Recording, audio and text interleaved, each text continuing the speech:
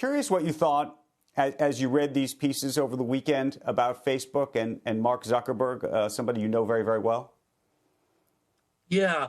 Look, I think that one of the key things that we now need to have a much better sense of, given the whistleblower and given the information and given the question responses, what is the company's reactions? What is it doing?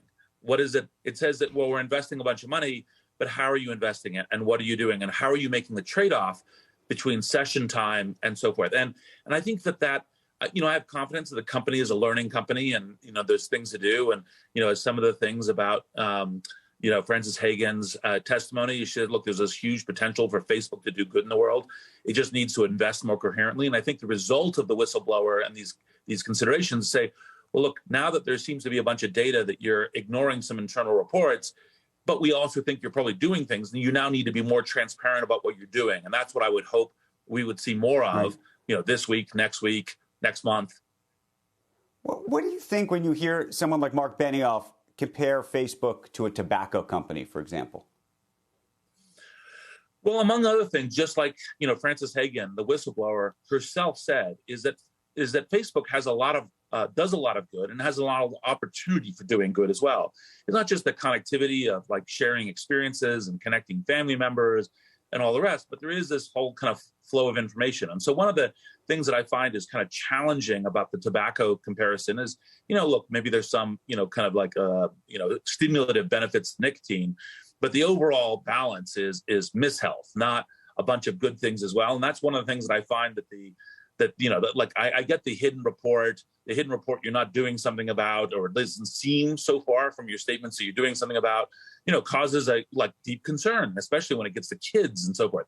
On the other hand, there are a lot of very demonstrated, kind of very positive impacts to Facebook as well. And they exist already and can be amplified. And so that's where I find the comparison, frankly, falls short.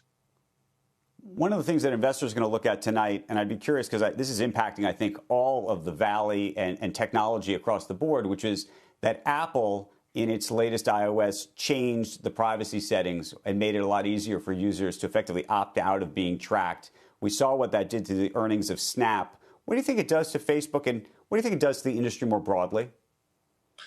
Well, I do think it will, naturally, of course, cause some challenges because, in fact, they rely on that data. On the other hand, I also think technological advances in artificial intelligence and other things will broadly actually allow them to even recover from those things, even within the advertising thing. I think controls for users in privacy is obviously a great thing. It's one of the things that I think we should all be doing more of in the tech industry and in various ways.